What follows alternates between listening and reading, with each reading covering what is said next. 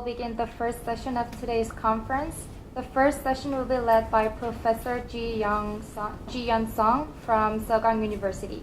Please give her a big hand and let me hand over the floor. First of all, thank you so much for Francis Suk-jong Lee and also EAI to invite me to here. And this is my first time to join the EPIK conference, and I really enjoy this process. And especially this year's theme is as EPIK committee with Min Sung-gu, she mentioned it is a very challenging theme, but we had very interesting papers this year.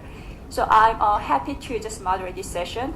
Basically, today's EPIK conference is divided into two sessions. The first session is more is two papers in the first session are not very like each other. However, each paper is very interesting and excellent paper. So the first theme is about the fellowship in the organization. The second one is about the fellowship in the especially climate change settings. So today, what I'm going to do, first we will have two presentations by two presenters. So each presenter will have between 20 and 25 minutes presentation. And then we will have, we are going to have the two, we have two designated discussants for each paper. So after that, I will just wrap up some the discussions and some questions, and then I will open to the floors. So that's kind of the organization of the today's session. So I think the Hyun-Soo Lee, she will just have her presentation first, and then we will have In-Seo Kim's kind of presentation today. So good afternoon, everyone. My name is Hyun-Soo Lee, and I'm studying corporate communication at the University of Amsterdam. First of all, I would like to thank you, all of you, for giving me opportunity to be here and to present the paper. So, shall we start? I'm going to talk about today about the influence of the followership and the mediating effect of the communication climate. I've been looking up the past followership research, and it has been shown that there is a very little amount of the followership research, and moreover, there is most of the followership research has been dealt with like adopting with the contents analysis. So mainly interpreted by own researcher, by themselves. So the current paper, I'd like to examine actually this followership actually works for the organization, and what could be the determining factor for the followership to be well performed in the organization. First of all, I'd like to address the sweeping viewpoint of the followership research. Past research mainly consider followership and followers as more like subordinate, the recipients of the leader's influence. And then they're more considered as the supporters or assistants of the leaders. However, there's a sweeping change. The understanding of the followership has appeared. And according to the Mindel and the co-researchers, followers should be considered as the organizational role. So the leadership is operationalized as the sum of the perception of the followers, and then what is important is followers' thoughts and followers' belief of the leadership completes the leadership process. So in this context of new understanding of the followership, followers should be seen as the constituents of the leader. So which becomes prior to the leader, which is antecedents of the leadership process. So in this context, followership and followers are seen as more like co-contributor or partner with leaders. So this changing concept of the followership drew the attention of the organization and many international companies, because it changed the influence, how much employees can perform in the organization, and what organization should focus on, should expect on the employees. So many of the research pointed out that followership, most important characteristic of followers are proactivity, like more initiating and more like actively engage with the organization. So this proactivity enables followers or employees to actively engage with the organization, which lead them to have more high job involvement and more work involvement. So they are more highly involved with the organization, which means they have which means it is likely that they have high level of organizational identification. Organizational identification refers to the degree to which how individual employees identify themselves towards the organization they belong, or how much they feel oneness or belongingness toward the organization. So this high level of organizational identification facilitate individual employees' job involvement or the job commitment, which facilitate the employees to be engaged in the decision-making process, and which makes leadership process function very smoothly. So I'd like to discuss 3 main points of the current presentation of my research. First of all, I adopted Kelly's followership scale, which divided into 2 behavioral dimensions. So I'd like to ask myself how these 2 behavioral dimensions of the followership is related to the organizational identification. And second, according to the previous literature review, communication climate was pointed out as the mediating effect, influential effect for to the extent of the followership to be exerted on the organizational identification.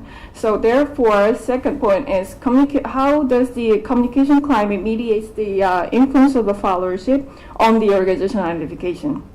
And third of all, according to the previous literature review, how the network centrality was pointed out as having the interacting effect with the followership between the followership and the organization. The third point of research question is how does the network centrality interact with the influence of the followership, the 2 characteristics of the followership on organizational identification. So first of all, let's look into the 2 behavior characteristics of followers. Kelly is one of the first researchers to determine the behavior characteristic of effective followers. And Kelly addresses that effective follower has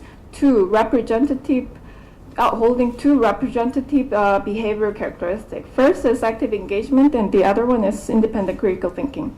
Active engagement refers to the level of participation or engagement in the organization, how much employees are actively engaged with the organization, and how much they are initiating new projects without much of supervision. And the second is independent critical thinking.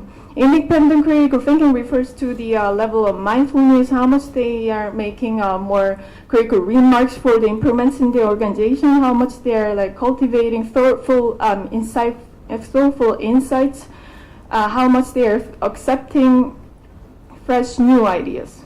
So basically, these two dimensions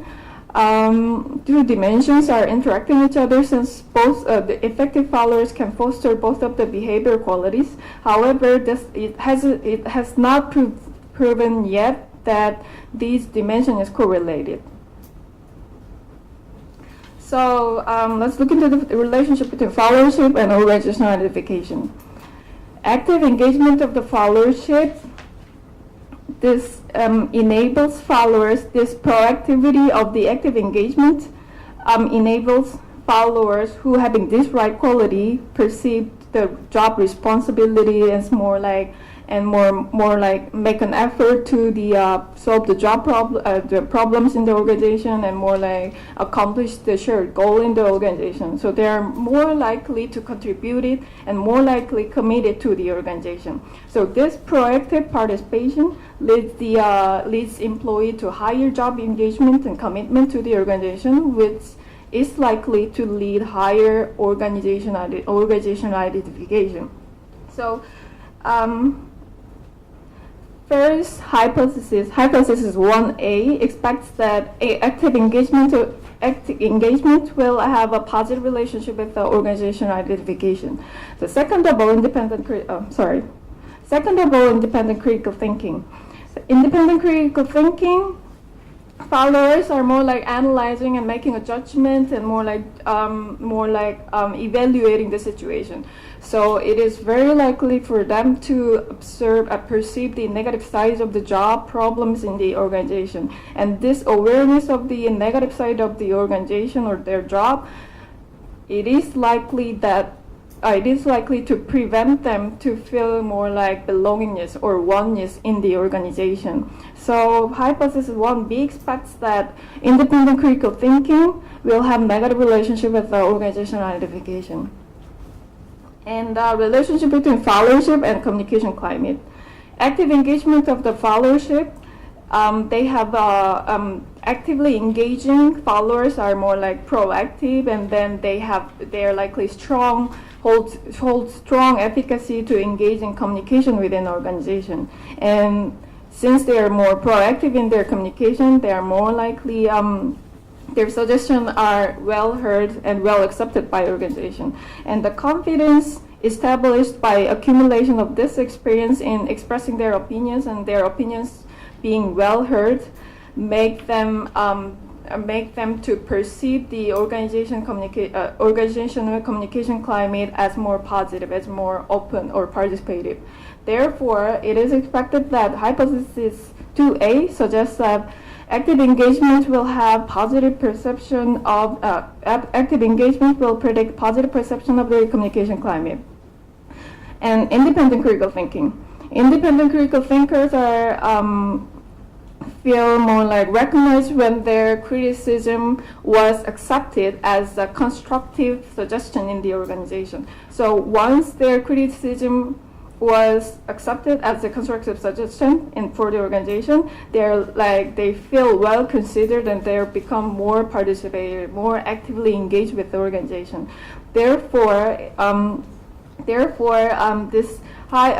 the criticism well accepted, the communication climate, the very open communication climate, and independent critical thinking followers has the relationship between each other. And it is expected that hypothesis 2b suggests independent critical thinking will predict positive perception of the communication climate.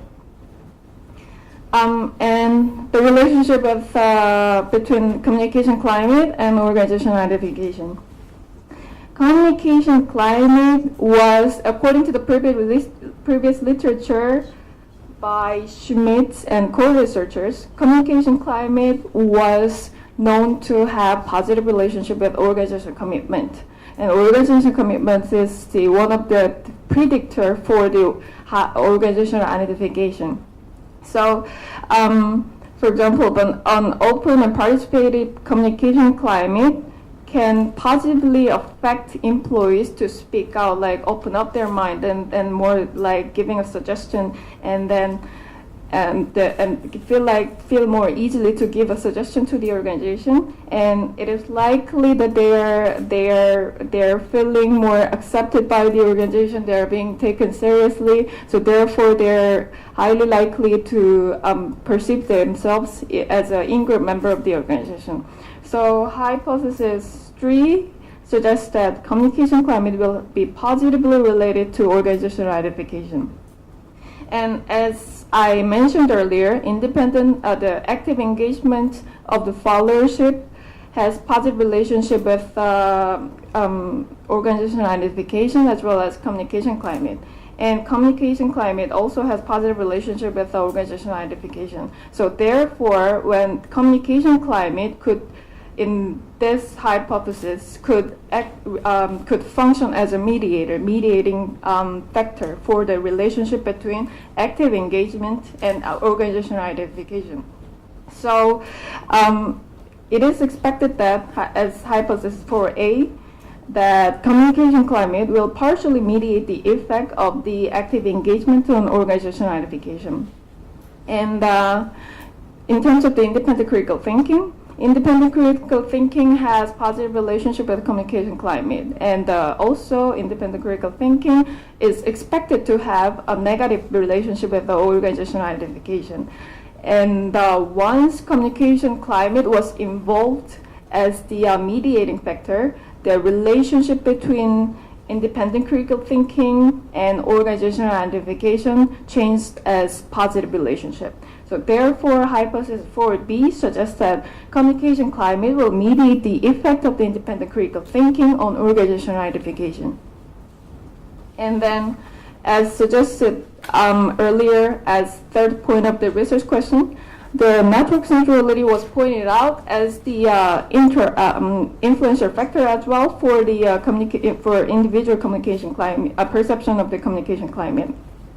High network centrality of the individual is attributed to the strong social capital and social integration in the organization, and then for employees with high level of network centrality, they are more likely to develop the network in the organization, and then in this case, employees are feel more easily to communicate with other organizational members. So followership in general, actively engaging followers as well as independently critical thinker, both of them are likely to benefit from achieving high network centrality.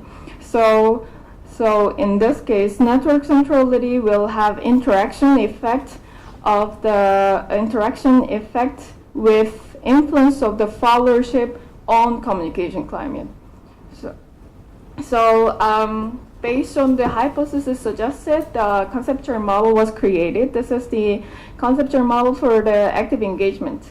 So as I noted mentioned earlier, active engagement has positive relationship with the communication climate as well as organizational identification.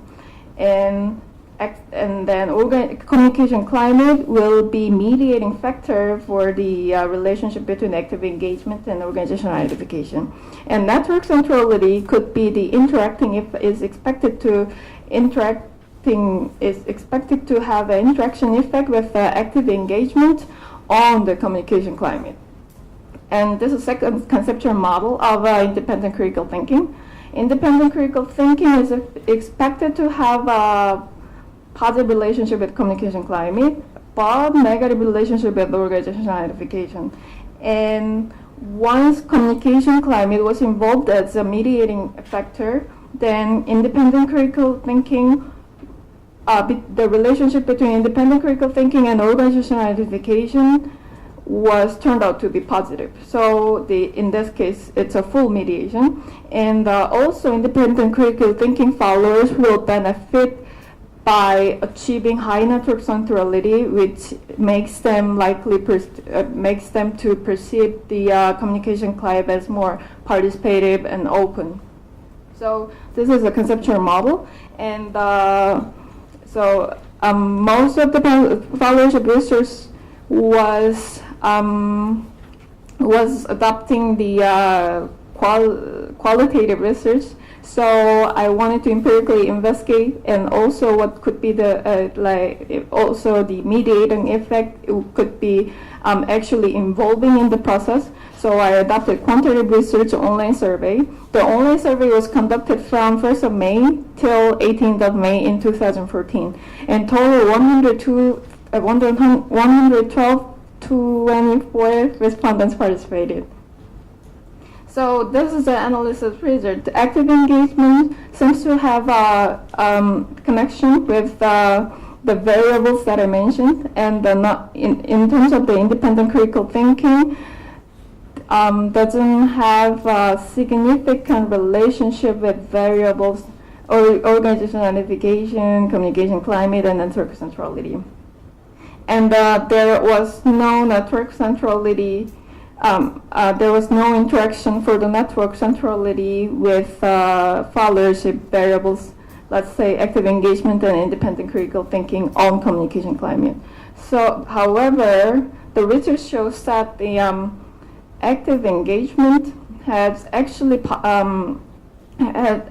actually a positive predictor of the positive perception of the communication climate. Also, communication climate was highly positively related to organizational identification, and active engagement is also directly has a main effect on the organizational identification. And in terms of the mediation, I conducted multiple regression analysis, and the positive main effect of active engagement on the organizational identification was originally beta value 0.429. However, when communication climate was involved in the regression analysis as included in the conceptual model, then the main effect of the active engagement on organization identification has decreased as beta value 0.364. So therefore, in this case, communication climate is mediate the effects of active engagement on organizational identification, which means that no matter how followers, employees have this active engagement quality, when communication climate was negative, such as not open, not trustworthy, then it is likely that this quality does not have an effect on their organizational identification.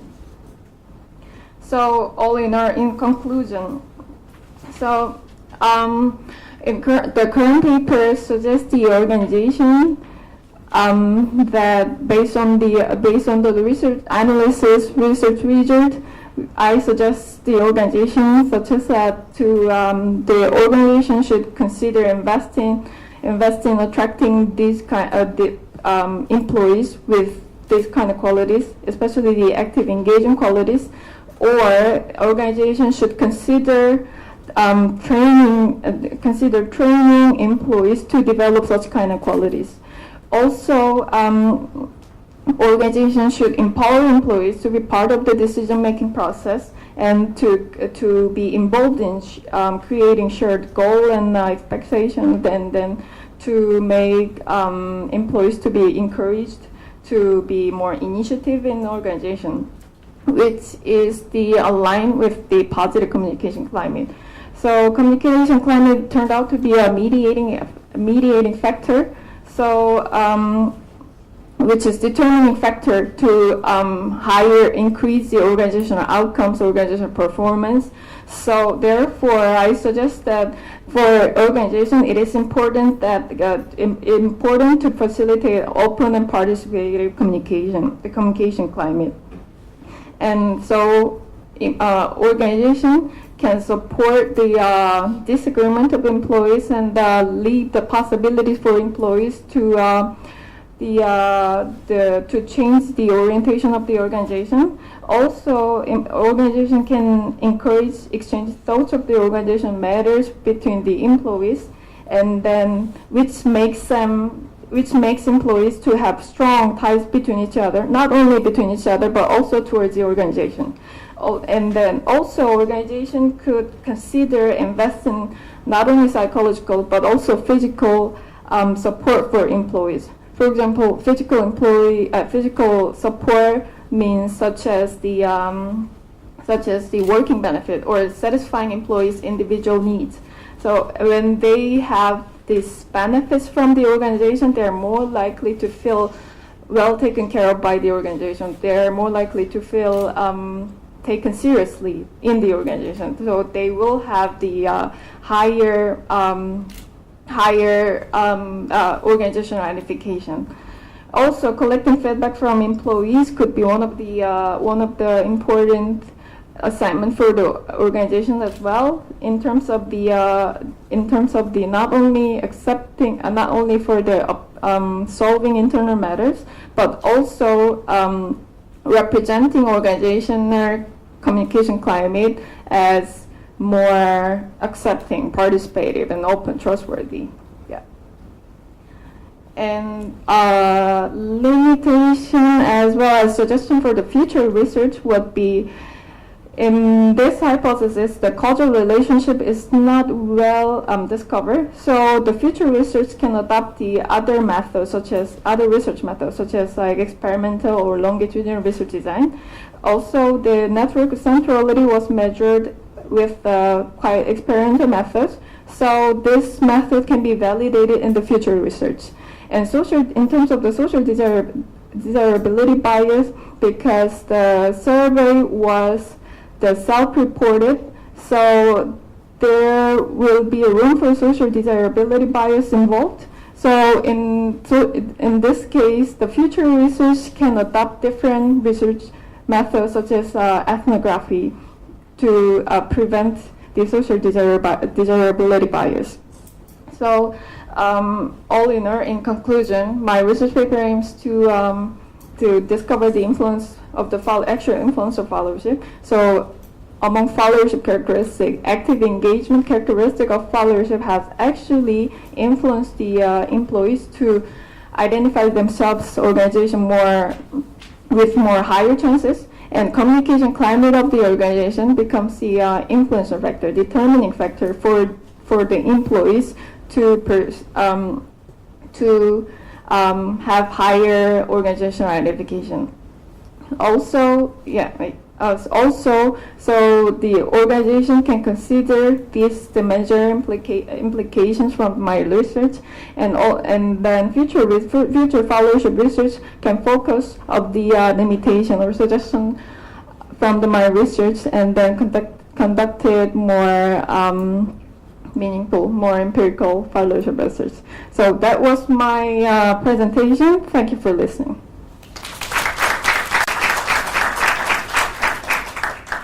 Thank you so much for Hyunsu's great presentation. So I know that you have lots of questions and suggestions based on her presentation, but hold your question and comments for a while. And then we will have a second presenter, In Kim. She will present her paper at 20 minutes or so. Right. So, ladies and gentlemen, thank you very much for the opportunity to present my research paper and the EPIK conference. It's a great pleasure. So when I first heard about this topic about followership, I thought it would be a very interesting topic. Well, I'm sure that many of us here would have heard about the virtues of leadership. And same for me. However, I never felt that there was enough emphasis on followership. And I thought it would be really interesting to actually discover how the importance of followership, not only at an individual level, but also at a national level. So the question I pose today is this: can followership facilitate international cooperation in climate change negotiations? And my answer to that is yes, and it should be an area that should be explored further. And due to the time constraint, I'll mainly focus on my understanding of followership, and I will analyze the three actors within the framework, who are leaders, middle powers, and followers. Okay, so to begin with, what exactly is followership? So I guess traditionally, our understanding was based on the quality of certain leaders or follower type. So I guess we think of leaders as like an extrovert with a vision, whereas followers were seen as more of a passive role with lack of an initiative. However, I believe that this kind of understanding is oversimplistic. And I think that followership should be understood in these terms. First of all, there are various types of followers. In the literature, there are various types, including bystanders, active participants, or in some cases, a rival to the leader. And in many occasions, that current literature has actually taken this into account and introduced terms such as follower-centric approaches to leadership, which actually says that leaders respond to followers, and followers can actually shape leaders' responses. However, I want to go a step further and try to analyze followership in terms of how followers view themselves in relation to the leaders. And I believe that these followership and leadership concepts are interlocked, and that I want to support the situation where all the stakeholders engage as active participants. So, why climate change, and how is followership relevant? So the reason I chose climate change as a topic was that, first of all, I thought it was a great case study in terms of demonstrating the need for a new paradigm in understanding international relations. In climate change negotiations, there's so many different coalitions of factions. I guess one of the most prominent divide is the North-South divide between the developed and the developing countries. However, even within this broad categorization, there are various factions. For instance, there's a divide between the EU and the US in terms of the strength of commitments. Even within developing countries and the G77, how you refer to them, there are countries such as the low-lying islands, which are very vulnerable to high rising sea levels, and definitely want to support a more aggressive action. And on the other hand, you have developing countries that want to prioritize economic growth. So it definitely introduces us to various cleavages and helps us to analyze different motives and behaviors of these actors. Secondly, there are two principles at hand here. So one is, as I mentioned before, the need for economic growth and the equal need for economic growth. The second is about historical accountability, and the fact that developed nations should be accountable for past emissions. So it's really interesting to see how various nations try to balance these two principles. And finally, what is really important is that in climate change negotiations, a transnational cooperation is a prerequisite to find a meaningful resolution.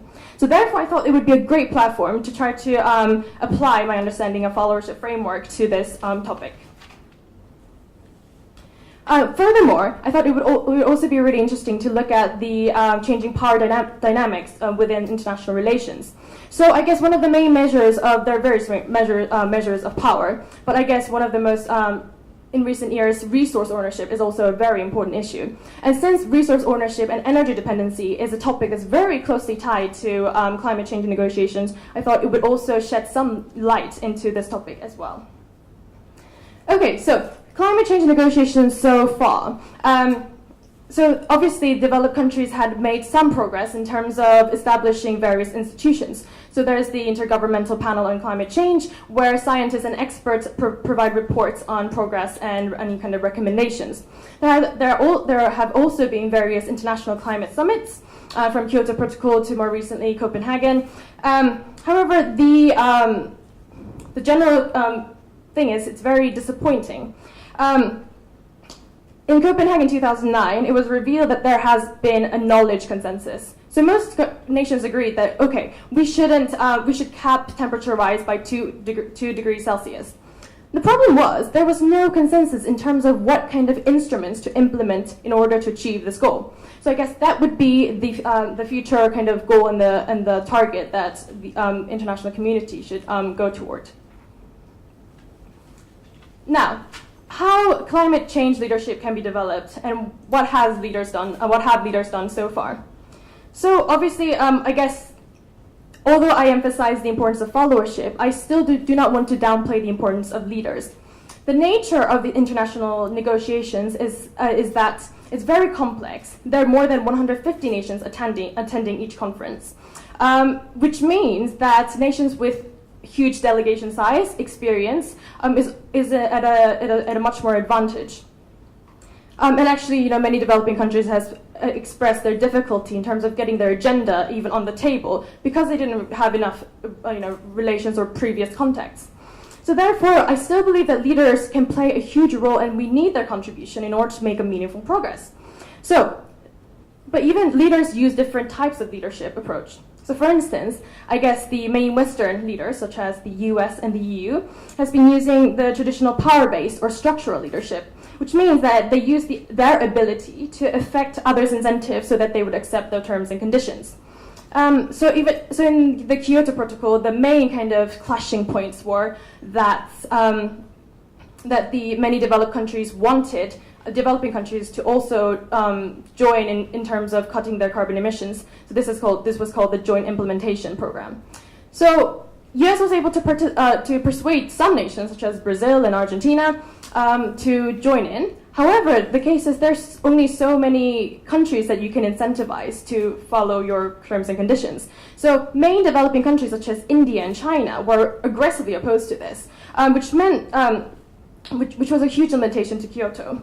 Also, another approach that EU used is the diffusion of values. So values of the so-called Western countries, such as sustainable development and historical accountability, yes, it was fine for them. But the fact is, the fact that they tried to diffuse these values on these emerging economies was met with a very disgruntled response.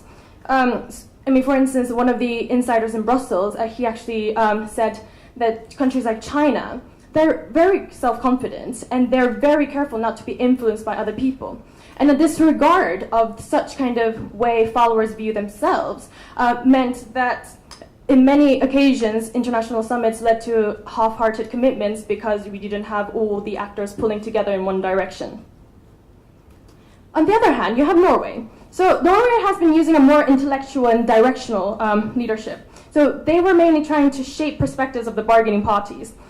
So Norway has been at the forefront of green policies for many years.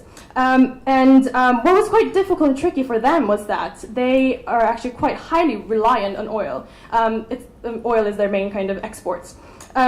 So had this balancing act to play. And what they chose to do is that they invested a huge amount of money in many developing countries, including Mexico and Poland, to install fluorescent lights to cut carbon emissions. So you ask yourself, why don't they just demand participation from developing countries? Why do they actually pay for them? The important fact is actually, it's really interesting, the OECD revealed that Norway would be able to achieve greater carbon reduction per unit of expenditure if investments were made abroad rather than at home. So this definitely points out to the fact that by understanding your needs and by understanding the developing countries' needs, you can actually cooperate in order to provide a win-win scenario. Next, I want to move on to the middle powers. So these middle powers can be categorized as secondary regional powers who perform special functions due to their material capabilities or political engagement. So now these countries can include countries like South Korea, Australia, and other emerging economies like Brazil, Russia, and China. So why are they so important? Because, first of all, they're one of the highest emitters now. So a lot of these countries have moved away from being a developing country to being a more advanced economies. And it's very important because they can shape the trend within their region. And actually, using the co-benefits approach, you can explain why they have changed their strategy from being a climate laggard to playing a more leading role in climate change negotiations. So let's look at China, because China is such a huge game changer. I mean, its emissions comprise of 25% of total world emissions. So China has actually changed their stance quite dramatically over the years, and the fact that they've barely done any research on the effects of climate change in the 1990s, to actually implementing very drastic domestic policies and international policies in terms of accepting clean development mechanism, and also in their 5-year plans, trying to reduce energy intensity by over 40% by 2020. And you can see that by using the co-benefits approach, is that I mentioned previously there are two principles, the principle of economic efficiency and the principle of historical accountability. The thing is, these two can go hand in hand. Your national interest and environmental protection can go hand in hand. And by realizing that, China is actually putting more effort into tackling global climate change. Sorry. However, I do not believe that co-benefit approach is the be-all, end-all. In many countries, it is not in their national interest to protect the environment. For instance, Russia and Canada actually have a lot to gain by having warmer climates. And even for China, it is actually at a crossroad in terms of their energy dependency. So, as I mentioned before, there's the huge issue of resource war. And so I guess the resource war. And what happens is that the fact that Chinese consumption has been rising hugely, which means the demand for energy is so high, that when in the past there were self-sufficient energy providers, but now they need to depend on outsourcing. So this has encouraged China to actually invest abroad, particularly in Africa. And despite the initial expectation and optimism that China will transfer sustainable technology to Africa, many critics point out that actually, if you look at it from the inside, it's actually more like a resource exploitation. So it's very important not just to rely on economics and the economics calculus, but also for the international community to pressurize governments such as China in order to facilitate. To really raise the importance of the principle of accountability and fairness. So that point leads me to South Korea. So South Korea has recently been really at the forefront of green policies in East Asia. So it has introduced low-carbon green growth, especially championed by the former President Lee. But also, it was really interesting in 2009 in Copenhagen, because most developing countries usually announce their commitment under the name of nationally appropriate mitigation action. But South Korea was very unique in saying that their commitment do not depend and is not conditional upon international agreement, which means that regardless of whether there's an international agreement or not, we will still go on and try to keep up to this target. So I think this is quite a symbolic message in terms of kind of leading the scene and trying to kind of set a different kind of climate. And not just South Korea, but South Korea, Japan, Singapore has been engaging in this healthy competition of trying to develop sustainable technology. And I believe, yes, China is huge. China is a big dog. However, if other middle powers such as in this region try to set a different kind of climate and different kind of direction, then it can have a substantial effect. So finally, last but not the least, there are the followers. And I believe the followers play such an important role in international climate negotiations. Well, firstly, they have the huge advantage, although not in terms of resource-wise, because they are the people who bear the brunt of the harms of climate change without really causing it. Which means that engaging them in international negotiations and getting their approval is important in terms of legitimacy in international negotiations. And I believe it's very important, as I mentioned above in the definition of followership, for these followers to recognize that they're important and pivotal role within the international stage so that they can actually play their part. And the thing is, followers cannot afford the status quo. A lot of African countries suffer from deforestation, and many Southeast Asian countries also experience significant harms through glacial lake outbursts and floods, which are all pretty much man-induced. But what can you do is that you can actually actively engage in the issue and try to persuade the developed countries to actually support them.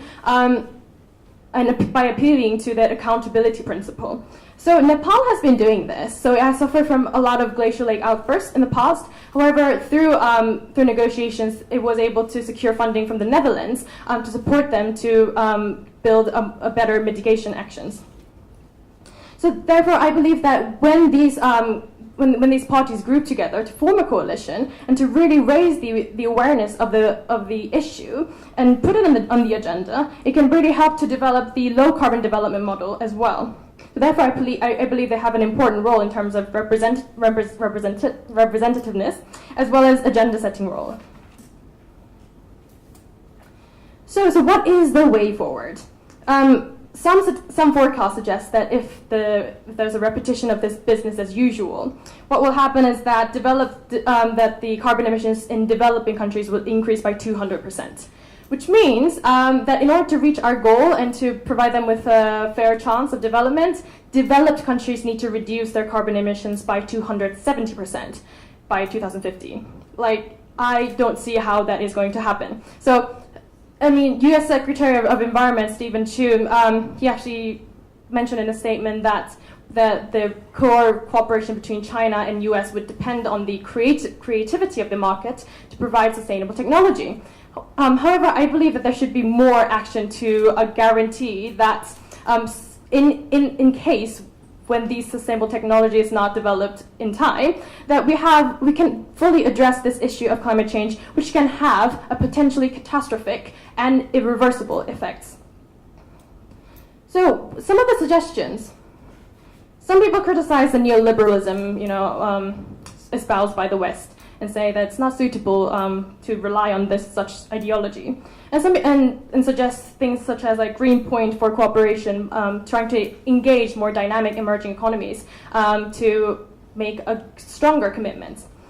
However, the point is, as I mentioned before, leaders, followers, middle powers, they are all part of this framework and this relationship between, international relationship. So rather than trying to focus on one or the other, it's very important for each of them to recognize the motives and the behaviors of each other and try to facilitate a better relationships and trying to incentivize others in those kind of framework. Right. So I really hope that my followership framework has allowed us to really understand the connection between the leaders and the following countries, but not only that, really demonstrate the importance of followers realizing their importance and their key role in international negotiations, and hopefully that they will step up through being aware of it and actually practice their strength in those terms. So I really hope that this followership will encourage more inclusive leadership, and hopefully this will alleviate some of the problems of global crisis in leadership. Yeah. Thank you very much.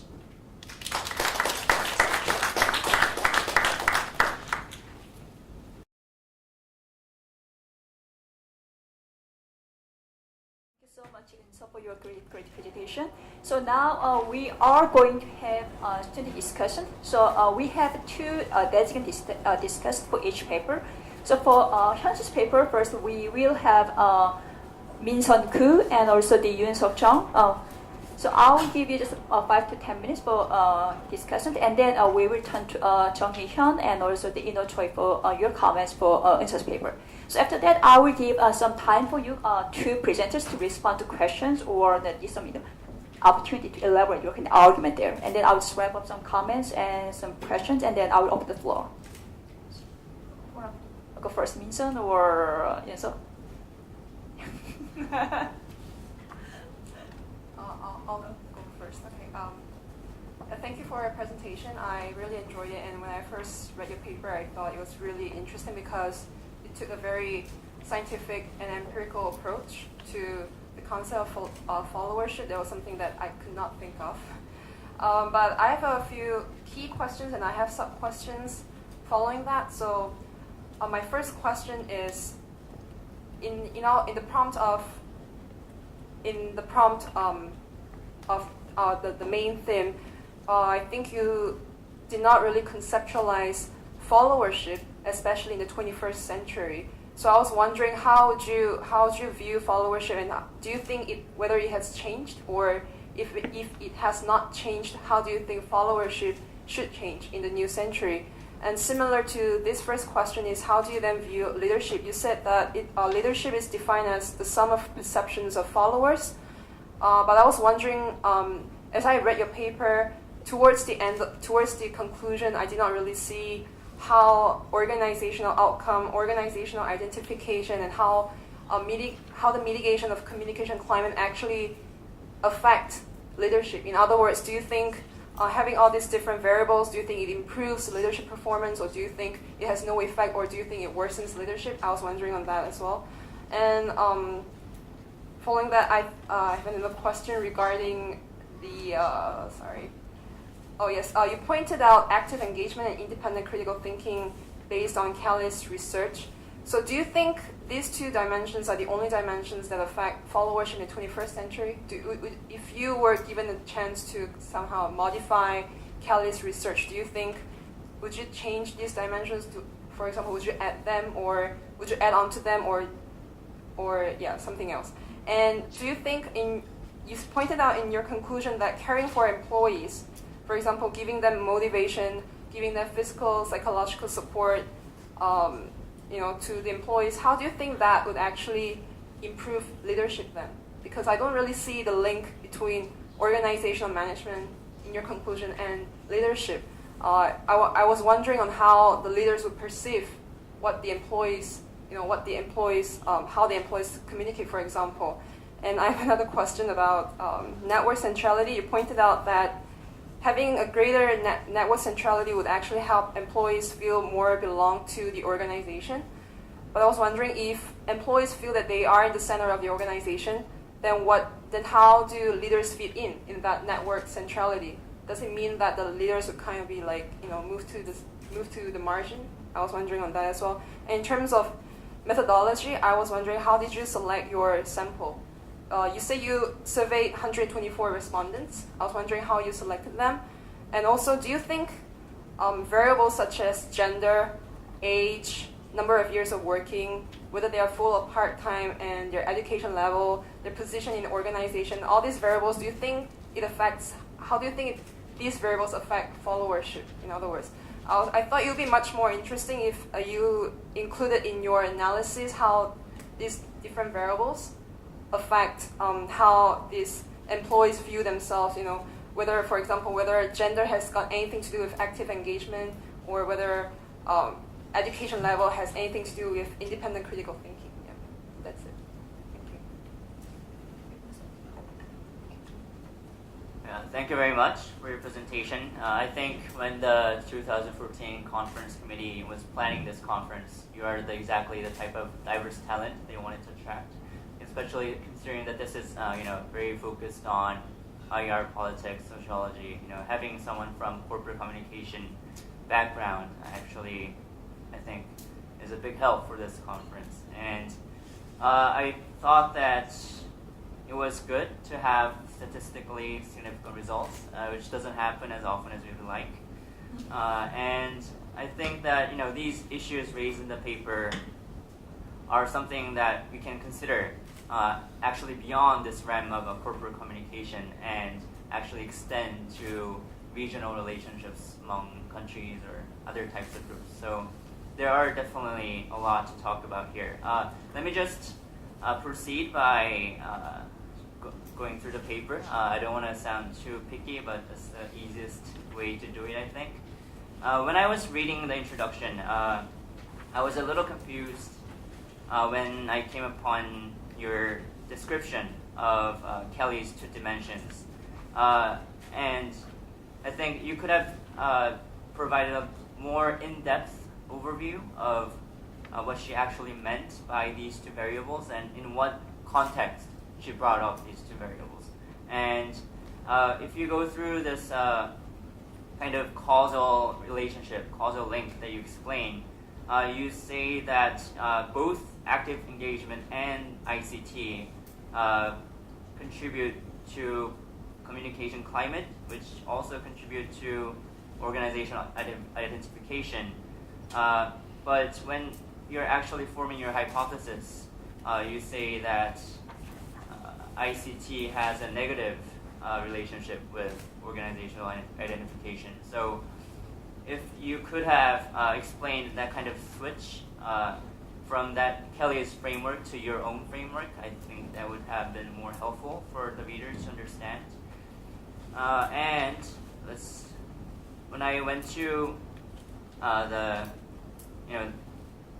Kelly's description of AE again, I think that AE, the first dimension AE describes the degree to which employees actively take part in performing tasks, and organizational identification refers to perception of belongingness to organizations. And one question I had was actually if this kind of belongingness might go in hand with active engagement, or vice versa. One main question I had was, what if this kind of research was carried out in such societies as Korea, where one could argue organization identification might not contribute to or might not be correlated with active engagement or independent thinking, where sometimes organizational identification requires you to kind of give up your own thinking and follow what the leaders want. So I think kind of going back to the point about describing Kelly's framework, maybe how this framework might be limited to certain environments or cultures, maybe. And I think let's just go on to methodology. And when you list these kind of different metrics and cite different papers, I thought that it would have been more helpful if you kind of described why you picked these kinds of metrics. And perhaps that was because that was most accessible, especially considering this was only an online survey, and there might have been very valid reasons, but I might have benefited from your explanation of why you decided to pick these specific researchers' metrics. And yes, one thing that just popped up into my head was when you're measuring network centrality, you say that, or rather, this Hubert and Taggart say that they ask these two questions. Please write the names of team members who are important sources of professional advice. Also, please write the names of team members you can count on. And I just didn't really understand them, I guess, when they say that the total number of direct contacts an employee has can become a measure of degree centrality. So I was just confused as to whether having many people write your own name as a place to go for advice, or someone to count on, is that a measure of network centrality? Or having many people you can count on, having many people you can go to, is that a measure of network centrality? And I was just confused as to which one of those was true. And maybe another point on this metrics is that there are a lot of ways to measure this centrality. And for example, if from a sociologist's perspective, you could actually map out different social networks and measure different nodes, and those kinds of very technical metrics exist. And maybe why you decided to choose this kind of metrics is another question related to methodology.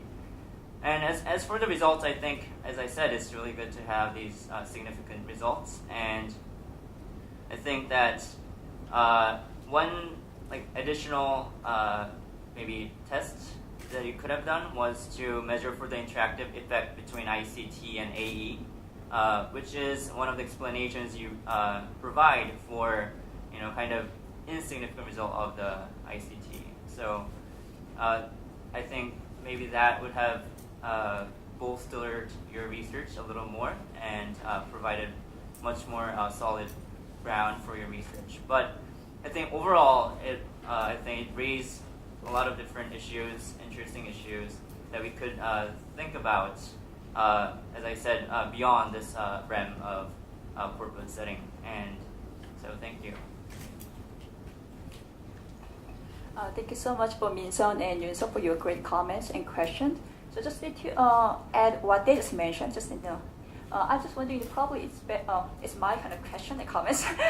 So I think it's just one point to defend her position is that her research based on the online survey. So actually she cannot control that much. So if she could conduct a survey, for example, one specific corporations or organization, probably it's much easier to find some questions. But just based on the nature of her online survey, probably some questions are not fully answered in the draft.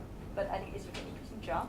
And my question and comments is related to what just Min-sun and Yoon-suk mentioned, and you just mentioned about the college two dimensions, AE and ICT. But my question relates to what two discussants mentioned, but you just mentioned in your paper, these two dimensions are quite different, separate kind of entity kind of dimension. But I was wondering, as Yoon-suk pointed out, are there any interaction effects? For example, it doesn't mean if you are independent and critical thinker, but it doesn't mean you are active engagement in your organization. So I was just asking to myself, reading your paper, what's the interaction between these two kind of characteristics? So it might be more interesting to just include that aspect, or you clarify why they are entirely two different the dimensions of the followership. And another question is one of the conceptual dimension, and I think the second one, ICT part. So there are two plus signs, but you look at the effect of the ICT to the organizational education is a negative sign, it's a minus, right? So I was wondering how these two negative effects are kind of came out as more kind of negative sign in your conceptual dimension. Of course, you mentioned, but they are not statistically insignificant in your kind of findings. But conceptually, I wasn't sure how these two plus signs can become kind of minus sign as kind of one flaw. So that's my question. But probably we'll have more questions and comments. But I'll just hold my comments here, and then we will turn to our two designated discussants, Jung Hee-hyun and also the Ino Choi for Eun-suk's presentation. Who wanna go first? So thank you so much for your paper. I think you did a really wonderful job in terms of providing great definitions and your conceptualizations of the issue at hand and the clarifications of different actors, or the classifications of different actors. And I also think it's you smartly chose the issue. It's very timely and present issue. So, I am curious, in terms of the follower-leader framework you provide, there seems to be an emphasis that leaders prompt followers in what actions should be taken in resolving the climate change issue. But in some ways, it's ironic that the labeling of the leader is the creator of the issue. So, and in current resolutions and negotiations, the leaders don't really necessarily follow their own leadership. So if there were to be effective followership, perhaps within this framework, it's not really possible. And I think a more empathetic analysis or a narrative of the followers could be given. For example, you write in your paper that India, or you say that followers should take more active and engaging role, but you provide as a negative followership model of India not necessarily following EU's terms and conditions of greenhouse gas emissions.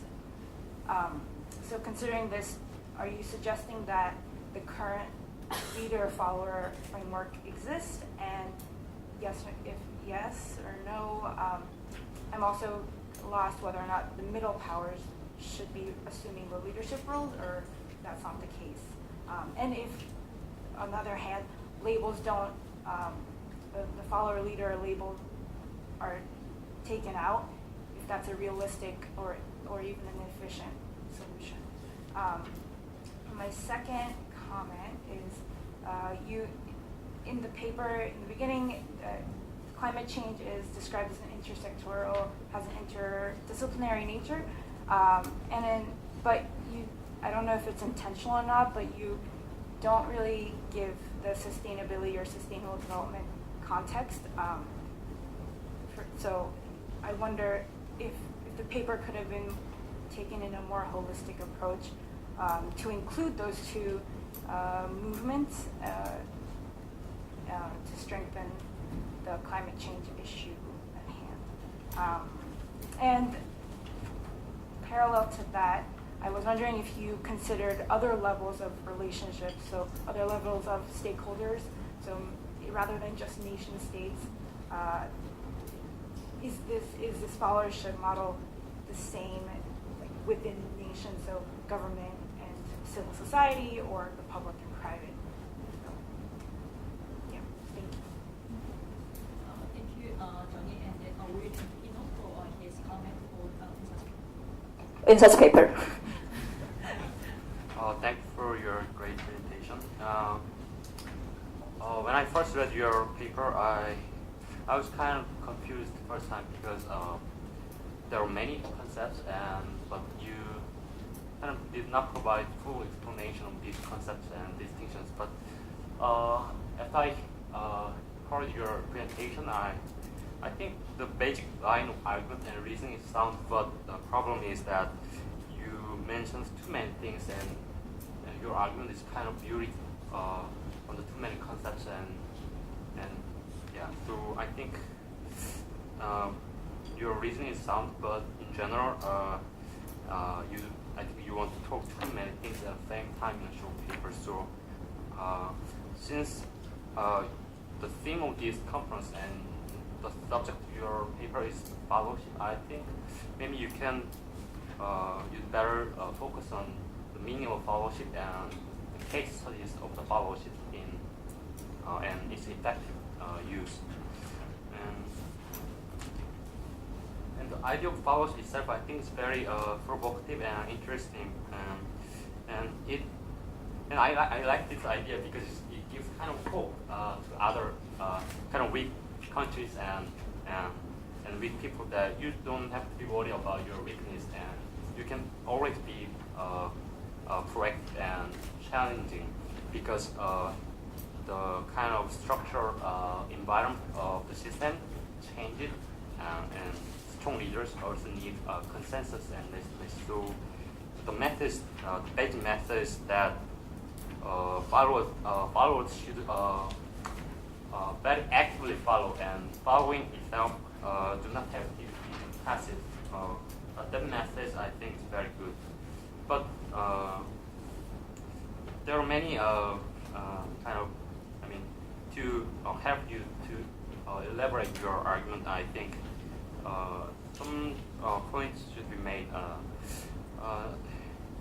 And the important distinction you made in your paper is also three different actors, but as Jung-hyun mentioned, there is some kind of conceptual confusion, and I think middle powers is kind of different concept with leaders and followers. It's not clear they are on the same dimension, and middle powers tend to be defined in a sense of its kind of pieces of power, not kind of functions and rules. So that's my suggestion. And you kind of distinguish three different approaches to leader and followers relationship. You mentioned about leader's approach, and second you mentioned about follower-centric approach, and third thing you mentioned something about how followers view themselves. I think this was the point you wanted to emphasize, but I did not think it was given enough attention. About this third theme you mentioned about Nepal's case in followers and learning play to their strength section. You mentioned about Nepal's case, and Nepal by proactively using their own followers' role, I guess, and by doing some gaining some self-recognition. I think Nepal did something to Netherlands, right? But you did not actually explain what Nepal did to Netherlands and how Netherlands was persuaded to help Nepal to solve their solution. And because I think this is an important point to your argument, so I think you'd better elaborate on this idea. So, and that's my comment. Thank you so much for our to discuss for such paper. So I have a couple of the questions and some comments on your paper, just building upon our to discuss and comments. So first of all, I also wonder, what's the conceptual definition of the leadership or followership or middle power? So you just put it as a subtitle, what does it mean by leadership and middle power and followership? But as I think Jung just pointed out, the leaders are just creating issues here. So which means everyone can be either leaders or followers in that context. So it's very kind of fluid concept. So I wasn't sure what's kind of the conceptual kind of boundary there, how we really define leaders or followers. And you, during your presentation, you mentioned about either developing countries are more kind of followers in a sense, and the advanced industry countries, they are more kind of leaders in a sense. However, at the same time, they're middle power, but some of them, they are developing countries, and some of them already advanced. So I wasn't quite sure how these three groups actually dividing into under the what kind of categories or some of the arguments there. And another point is, as one example, you mentioned about the ways in which the followers actually affect leadership's decision in the especially climate change cases. So I think one example, but I was quite sure how followership's actually discussions during their influence actually changed the direction of the leaders' kind of issue framing or some agenda setting or some other kind of relevant issues in this area. So in your paper, if you will elaborate that aspect, it'll be a more interesting paper. Okay, we had discussions by the two first students here. So I want to give some time to our two presenters. So you do not need to answer every single question. You can just, if you feel like you don't comfortable, you don't answer. That's fine. But if you consider it's kind of core questions, you want to elaborate or just provide some clear kind of, let's say, some the framework, you can just pick and choose. So how much do we have time here? I'll just check schedule first. So I will give you 10 minutes time to respond to either 5 to 10 minutes to respond to your questions and comments, and then I will open the question to the floor.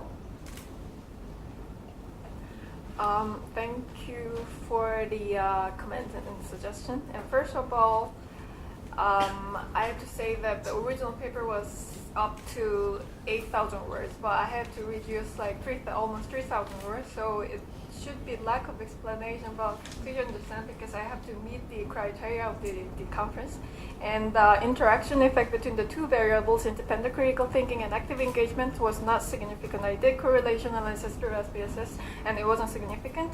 And also the why I chose the Kelly scale is because this is the one validated scale I could find. Because there was, for example, there was Zalzinic scales in terms of categorizing followers in terms of the dominance and activity. However, it wasn't validated, as well as it was more like mainly focused on dysfunctional followers. And the other one I was concerning, the other scale was courageous follower scale, which was the researchers defined the followers under the only in the relationship with leaders, and so I want to be more focused on followership itself, so that's why I chose the Kelly's followers. And also the network centrality, because I would like to choose the easiest way, or more like easiest way to for answers, respondents to answer it. It's because network centrality is not the main variable in the current research. Yeah, and also the question that you mentioned, like 2 questions, and which one was which.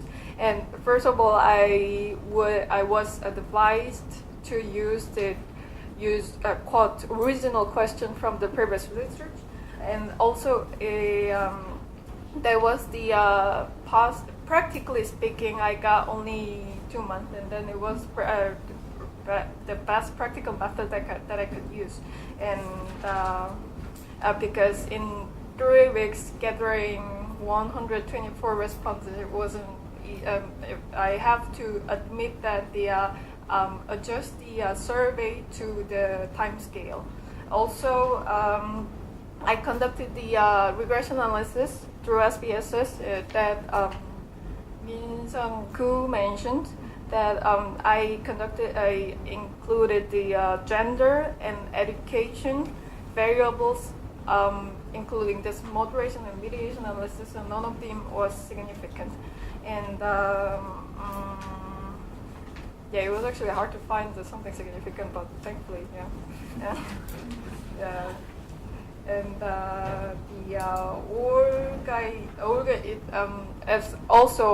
this is a very this is a very important question, is the leadership. What I suggest to followership, because the concept of followership could not be adopted in every country, because there are cultural, societal like elements is involved, especially because where I studied, the Netherlands is kind of one of the high equality among people. So maybe it was possible to research more easily, but I do think that the concept of followership will be changed as more like there should be a leaders, but the hierarchical, the status, the gap between the leaders and followers will be more decreased, reduced. And the professor mentioned how this independent critical thinking affects negatively or to the organizational application. It is because independent critical thinking are very evaluating. It is defined as evaluating and judging and making judgments and critical remarks, and they're more like analyzing situations. So when they analyze if they found the problems or negative sides of the organization, they would like to feel more reluctant, feel negative. This awareness of the negative sides could prevent them to feel more positive feelings to the organization, which actually could affect their organizational edification in terms of that. In terms of that, they are less likely to feel oneness or consider them as a part of the in-group member of the organization once they found the problems in the organization. So, yeah, do I have time? Yeah. And Yeah, so I wanted to suggest in Korean organization, especially because in Hotel scale, Korea is scored very high in hierarchy. So in this case, actually followers as considered as followers. So there should be a very high gap between the followers and the leaders. So this model might not be directly utilized and adopted by organizations for the moment. But however, like I mentioned before, the gap between the leader status and follower status will be it's getting to be decreased. So in the future, I strongly expect that the Korean organization will take care of more followers, more as one of the important group member of the organizations. Yeah, that was it. Thank you. Thank you, Hyun-soo, for your great response to the very different questions. And then we will turn to Eun-soo to discuss kind of comments and questions. So thank you very much for the comments and the questions and all the suggestions. So I would like to address the first question about the different classification, but also covered by the professor. So there, I guess the problem could have been anticipated in terms of my classification, in terms of kind of dividing it between leader, middle power, and followers.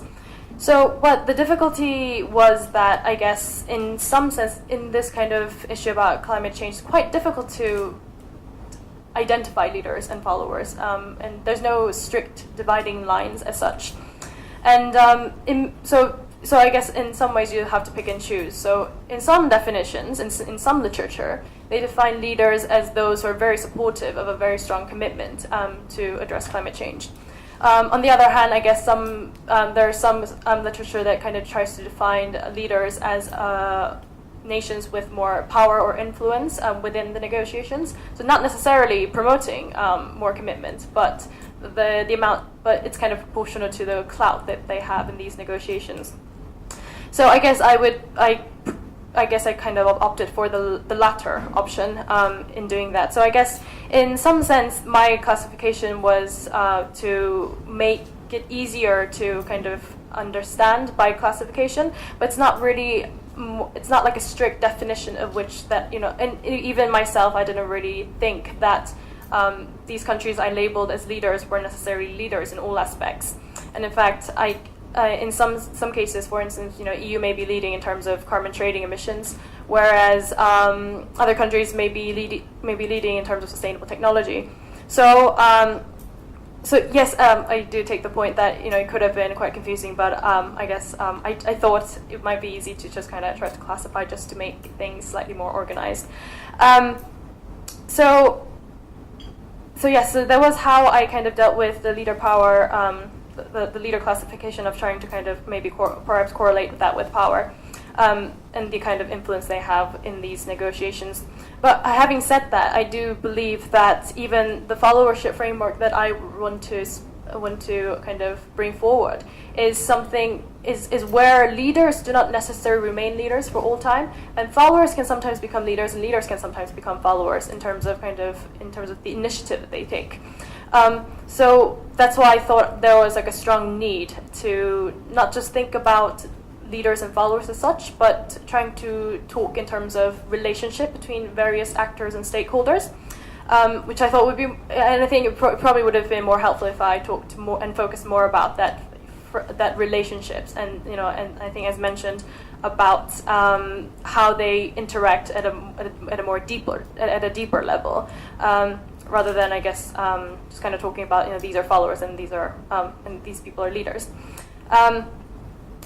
So I hope that kind of addresses the point about the classification. Secondly, regarding the interdisciplinary study about the whole issue, so definitely it's a good point in the fact that the climate change issue is it's related to economic development. It's about equity as well, and I guess discussion about more kind of long-term effects on how these countries would be affected by these negotiations would have been really interesting. And it will be an area that I would really like to look at. And thirdly, I guess, and you also mentioned the other levels of stakeholders, which I think is really interesting and something that I was considering whether I should include this or not, but due to various constraints. So I think it's really interesting the relations between government and civil society, and even within government, there's that difference between the provincial level, the local community, and the more like in the federal government, especially in terms of China because of the huge scale of the nation. And another thing that I kind of wanted to focus on, but didn't really get a chance to cover, was the effect of NGOs and how they play in terms of the negotiations and trying to get media attention on certain issues.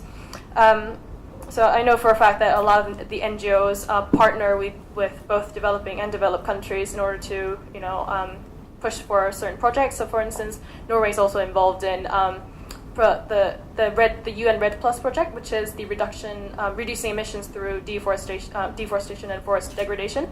So they're involved in various South American countries like Guyana, so helping communities monitor forests and protect forests. So yeah, I think it would be a great it would provide another perspective in terms of a body that may not have like policy, that might not have like a status of a nation, but still have significant influence in other ways. So In-ho's point about the need for more elaboration of the concepts. Yeah, I definitely think that it would have my point would have been made stronger through more elaboration. And I hope I addressed the kind of difficulty with the conceptualization because I basically defined the leader and follower and middle powers in terms of their kind of political influence rather than their functions and roles.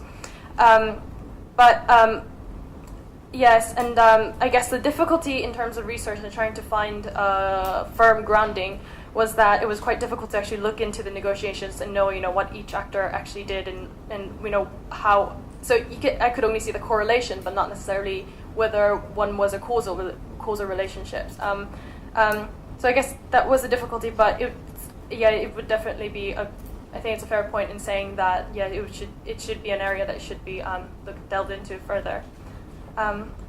So I hope I kind of touched upon most of the points, but yeah. Thank you so much for your responses. And now I will open the floor. So, including our discussion, if you have any questions or comments to either Hyun-soo or Inso, please raise your hand. And please identify your name. Hello, do I need to stand up? It's okay, all right. My name is RJ Banta from the Philippines. I am currently with the KDI School of Public Policy and Management. My question is with regards to the second presentation of Ms. Kim about leadership in climate change.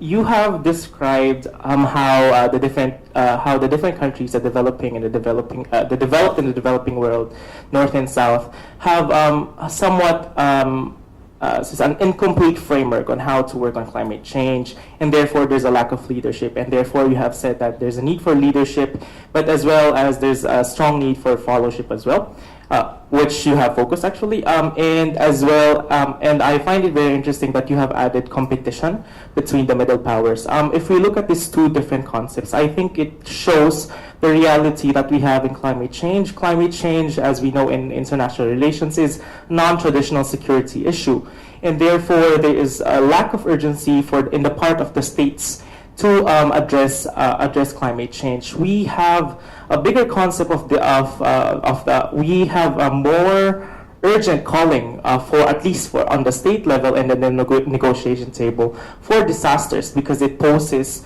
the urgency, but I'm not going to go there. The point is what I've explained a while ago is that the different states, the negotiations in the climate change and leadership in the climate change actually shows the reality in the international relations, which we see the lack of commitment between the different countries, not only for climate change, but in other issues as well, such as human rights and other different important issues. So what I'm saying is that perhaps climate change might not be as different to what have you been saying, an effective tool to bring the different countries together. I want to know your comment about this, and if you agree that climate change is an effective tool, in what way or channels will it be much more effective? Because based on what we see and based on what you explained and what I explained, it's quite hard to actually bring the different countries together. The second question is that you have mentioned about Nepal, Netherlands helping Nepal on its CCA and perhaps DRR, which is disaster risk reduction measures, by providing financial assistance, if I'm not mistaken. I think a little bit of technical assistance as well, if I remember correctly. But the issue here is that there would be a lack of ownership on the side of the developing world. So I would like to ask you kindly to perhaps shed a light on how is it possible for the developing world to actually have ownership if what you're suggesting is that the developed world should help and should post leadership towards the developing world, or the leaders, going again to the topic of the conference, leaders imposing specific tasks to the developing world. All right, thank you very much. I think the main point of the questions, first one is the climate change is quite an similar in terms of in other issues, international relation issue. The second is whether the all development issue, including climate change, is it also relevant for the ownership issue, especially for the developing countries or the aid recipient country cases. So probably it's easier to just answer to one by one rather than collecting all the questions. So why don't you just answer to his two very interesting questions. Oh, yeah, okay. Yeah, thank you so much for your question, RG. And so I do agree that climate change negotiations in some ways a reflection of the current kind of international relations in general, in terms of, how different countries exert their influence, and in terms of, how, rather a lack of kind of commitment for a more like long-term goal because of policy myopia and all these kind of problems. But I think there are some distinctions that could be made between climate change and other kind of more kind of, I guess, urgent issues such as the global economic recession. So I think like in some ways, because of these kind of differences and the fact that the effects of climate change is so long-term, and because the harms are not distributed evenly, it's usually disproportionately distributed amongst many of either the low-lying islands or some of the sub-Saharan African countries that suffer from deforestation. That I think it can in some way you can see more of that kind of power disparity within the negotiations. So yes, I do think that that kind of framework could be expanded and could be extended to other issues such as global security. But I think the problem is it is probably more difficult for different countries to get to achieve a consensus in climate change negotiations, especially when there are like other pressing domestic concerns or more urgent kind of global concerns. Yes, but however, having said that, I think because if the argument can be made correctly and if the consensus could be gathered in terms of like the shared goal of an international community, so I guess same with kind of human rights issues, and it kind of shares that kind of what do we want to achieve as an international community. So if one addresses that question and try to actually try to persuade other groups and try to actually highlight the aspects where actually promoting these goals, these shared these goals could be of a national interest. And I think by making that point, I think would be really helpful in terms of getting more global consensus, not only climate change, but also in other global issues as well. And secondly, about the ownership of developing countries, I think it's a very important point, and I kind of briefly touched upon this when I mentioned, I guess, many African countries kind of getting investments from many countries, including China. And so I don't think it should just be leaders saying that, oh, you need help, and thus I will help you. But but it's not. So I don't think that kind of patronizing stance would be helpful in any way. And I guess in many sense, the developing countries themselves know what they need the most. And a lot of these African countries know that actually what they need is sustainable technology, not just kind of resource extraction and building more oil refineries. So I think in that sense, kind of if they group together to form an alliance, and I think that would kind of and in that case take more of an initiative to really kind of put their point across on the table, would be a more kind of, I guess, what we would expect from a good kind of followership perspective, I guess. Yeah. Thank you. Okay. Any other questions or comments or suggestions? Please identify yourself, please. Okay. Thank you for the nice presentation. I'm Misbah from Hanwha University, graduate school student. My question is from Hanwha Suli, the first presenter. Is the study investigate the empirical relationship between the followership and interaction with the leadership? I would like to know the data that has been collected is basically related to which kind of organization setup, either it's a service organization or tangible product manufacturing setup, first thing. And if the organization structure is important, organization structure means by project-based organization structure or cross-functional organization structure or functional organization structure, whether it has any particular role or whether that factor has been taken into consideration. And lastly, I would like to know if the co-worker size was taken as 5, the minimum one. Practically speaking, the organization number of workers is not as low if you are taking small or even a medium-sized organization structure. Your comments, please. Basically, the gentleman, he asked about the organization structures and the nature of this kind of analysis, and the other one is, I think he mentioned about the number of the people, how users they define as a threshold point. So probably he's asking some that you are the data survey and the structure. Thank you for the question. And first of all, I especially mentioned that it has to be more than 5. It's because I aim to measure the network centrality. Network centrality should be measured so there are people to interact or socialize. And if there is, for example, one-man company or there are 2 people, in this case, I figured out it is hard to detect network centrality in terms of the organization where it has 2 or 3 people. So that's in that sense, I suggest that I included only the employees who are working in more than 5 people. And they, in terms of the data collection, I collected data through online, and it was recruited by email, random email, or random through the random community. So I try to protect the representativeness, and also in terms of the organization structure. Of course, the followership can function differently in every organization structure. My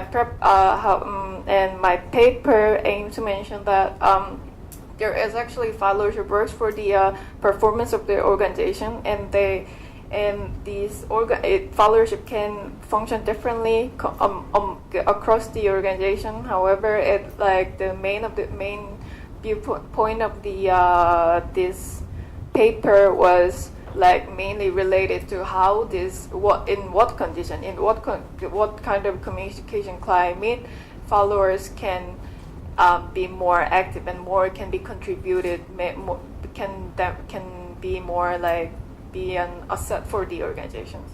Yeah. There was a lady who just want to ask another question.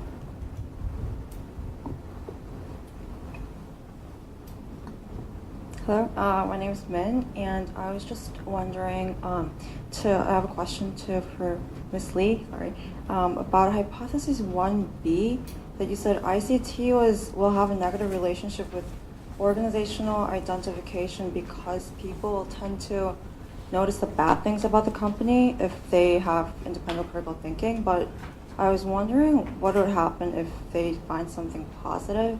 And same thing with 2B, because you said ICT will predict positive perception of communication climate because the comment is well heard.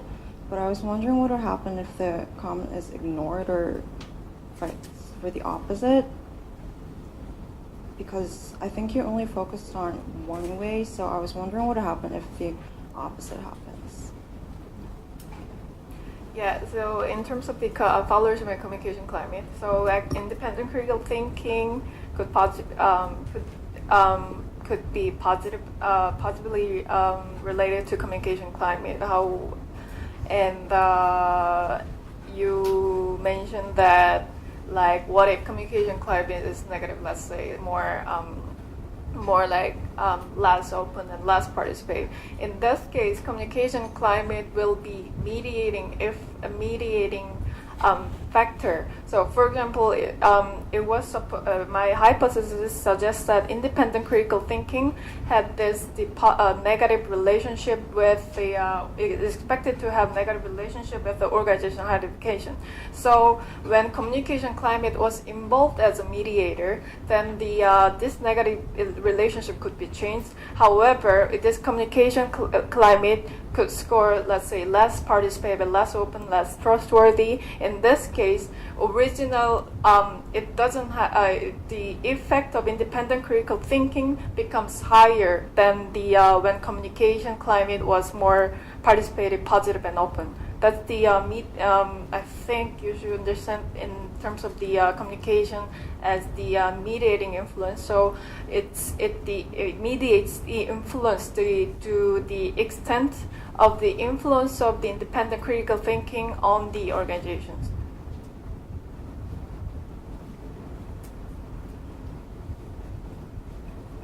So any other questions or comments to one of our presenters?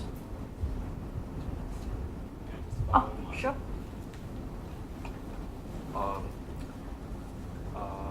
So Kim, you just said that you actually, what you wanted to do actually is kind of provide kind of non-dichotomous or non-essentialist kind of concept of leadership and policy, because concept can take both roles depending on the situation. But I don't have issue with that. But when you do some different kind of conceptualization, you have to provide some justification by providing kind of non-essentialist concept, because people usually take leaders and followers kind of essentialist concept or stable concept in some context, but you kind of trying to kind of deconstruct those kind of concepts. But it is okay to do deconstruct concept, but you have to provide your justification doing it and what kind of positive effect we can have from kind of that deconstruction. And I think you kind of underestimate the importance of conceptual distinction, and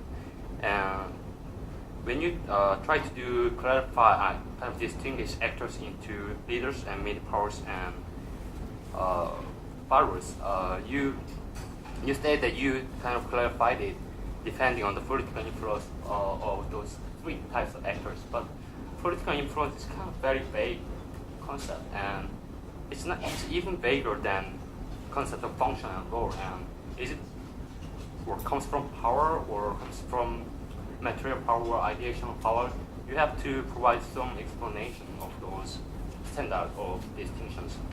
And even the concept of middle power itself is very contentious, and there are many disputes about is it really okay to use the concept of middle power in our direct understanding. So, and China is not usually considered as a middle power. So, I don't want to be kind of very criticizing, but I think it's better to put much more importance on using the concept. Yeah. Yeah, I mean, thank you for the reminder, and I think, yeah, I will definitely keep that in mind. But I guess if I were to provide some justification for the reason I kind of classified it in that sense was because, so I guess my classification of leader and middle power and followers kind of follow the line, I guess, in terms of kind of economic development terms wise, power. So I guess. So many of the leaders I suggested, such as the EU and the US, obviously they're considered as economically developed countries, and the reason was that by having that status, you have more in terms of so financial resources to actually afford to cut carbon emissions, whereas for many of the developing countries, they just simply don't have as much room in terms of financial capability to tackle the issue. And I understand that China is a very contentious issue in the fact that, in some sense, China is considered as a climate laggard because it's kind of very reluctant to sign up to any kind of binding agreements, and it is considered as an emerging economy, but it's in some sense people consider it as a leader in terms of the scale of its economy as well. But I thought the reason I can classify China as a middle power, I guess, is because it emerged as a developing country, so without having kind of any significance within like these international negotiations, to having a much bigger role due to the increase in consumption of and the increase in carbon emissions per capita as well, and the fact that they are actually taking increasing role in these negotiations, I thought it would be reasonable to classify them as in a transition stage in some sense. Yeah. Any other questions or comments from either discussants or from the floor? Sure. And sorry, to add one more thing, I think your paper might have actually even been more strengthened through a justification of whether or not the kind of global scale negotiation happening, usually through the UN, I would say, is even an effective way to resolve climate change. Because I think from the get-go, when I started reading this paper, I kind of questioned, I don't even think like nation states are, or on the scale of kind of governments communicating with other nations is the right way to solve climate change. So either kind of saying in your giving context of what different ways climate change is being resolved presently and historically could also benefit your argument. Yeah. I mean, thank you for the comment. Yeah, I think there's definitely a huge limitation in the UN to work along the UN framework, the UNFCCC, and it's in some sense, I guess, just more smaller level, like multinational cooperation may be more helpful in terms of kind of making that piecemeal development. Yeah. Any further questions or comments? I actually have a follow-up question on Professor Lee's paper. So you mentioned something about how how oneness, the feeling of oneness, is very important in the organizational outcome and management. But I was wondering, what if this oneness, meaning that what if all these employees, they feel very, belong to one another, atmosphere is really good, but what if that oneness actually defies the leader's decision making? In other words, what if all the employees kind of group themselves together and they go against the leader? I was wondering about that. And related to that was, in your survey, you asked about what their current position is in the organization, and I realized that you have an option that says president. So president as in, does that mean that he is at the top of the organization structure? Is he the leader? Can you clarify on that? Thank you. Thank you for the question, the mentions. And then I think you're mentioning about the dysfunctional followers, which is like when they feel stick together and that they're against their challenge to the leaders. And actually, Zalzniak's followership research deal with this type of dysfunctional followers. And dysfunctional followers are categorized as the dominant and activity, and then how much they are dominant in the group, within a group and organization, and how much they are active. So practically, actually, when they are active, there's a room, since it overlaps with the dysfunctional follower scale. Practically speaking, there's a room that if followers really actively engaging in the organization, there is a room that they're involved with the like challenging with the leadership. But in this paper, the followership and leadership, the point of the viewpoint of this paper is more like focus on the followership and leadership. It's more in a harmonious way, and then there are really little hierarchical status observed between the followership and leadership. So when followers actively engage with, let's say, or their duties and their responsibilities, and it could lead the positive organization outcomes, such as once they are more involved, they are more like committed. So they would want to become more like wanting to the organization to become more developed or achieve the organization's success. Yeah.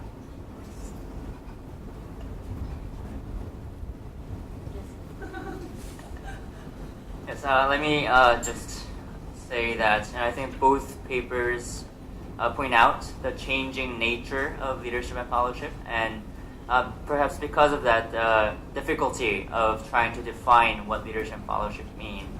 And I think, especially, whether it's in a corporate setting where, the relationship is getting less and less hierarchical, or in issues like climate change where sometimes followers have much more at stake than the leaders.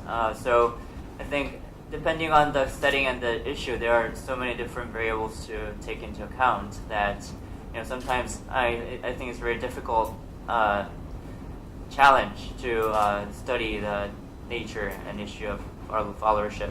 And if I may, let me pose a question to both presenters. For Ms. Lee, what do you think, is one way to promote active engagement might be to create a better communication climate, and maybe this is kind of changing the the direction of causality, but do you think that, or do you see any way where communication climate can improve active engagement? And for Ms. Kim, actually, when I was reading Ms. Lee's paper and kind of trying to see if there are any applications to Ms. Kim's paper, I was thinking whether small countries that are very actively engaged in this process, that have a lot at stake in this issue, might actually be kind of hampering the process of international conventions. Perhaps because when they most of the times, or at least when you look at the precedents, I think these countries get what they want by approaching different powers, and for example, Nepal to Netherlands, and African countries to China, and then kind of getting redress from that kind of avenue. But maybe that will provide an excuse for big countries to be less enthusiastic about international conventions. And so maybe having two active engagements might not be a good outcome for the international community as a whole. So maybe what do you think is a good or desirable quality that these followers should have if we look at the issue from the perspective of a benevolent social planner and try to arrive at the best optimal outcome? Thank you. And as I mentioned in the presentation, due to the selection of the research design, there will be really the causal relationship could be hardly discussed, but it is really hard to discuss because active engagement itself is the behavior, personal, individual characteristic, and communication climate is like a perception of the group members of the organization. So one can affect actually give and take the influence with each other. So this could be the cultural relationship can be established when you probably adopt like ethnography, or so if you like look into individual employees person by person. I think then in that case I could achieve that the future research could achieve the clear causal relationship between the individual characteristic and then the total perception of the organization communication climate. So it was hard to describe the causal relationship in my research paper. However, I do think my research paper shed a light in terms of that the followership hasn't been empirically tested, and there are some studies, but proportionally it lacks of the empirical confirmation of the hypothesis of the past research. So this causal relationship could be more discussed in the further research. Thanks. Yeah, so I think your point about how, in some ways, that kind of like a smaller level kind of ties between developing and developed countries can be of a hindrance in some sense. So I think that could be a realistic problem if, like, I guess these kind of small scale like dealings become way too excessive in terms of kind of going beyond the existing framework. But however, I think there are some ways that the existing like UN conventions and frameworks could encompass these kind of other smaller scale multinational cooperation. So for instance, I guess like developed nations can claim credit for some of the transfer of technology and things like that to developing countries. So so these issues are still being debated, I guess, in the international stage. But so regarding the quality of that, I would possibly ask for in terms of developing countries is that obviously I think their voice can be better heard if they come together, especially if they have shared issues and shared interests. So whether it be association of small island countries or sub-Saharan African countries. So I think those kind of like groupings and forming a really close coalitions to put their agenda across the table rather than just simply approaching it, at a one-by-one level would be a more effective approach. Yeah. So if you don't have any further questions or comments, probably I will close our first session here. So please thank to our two excellent presenters, Hyun-soo and In-sung, and as well as our four wonderful discussants. Thank you.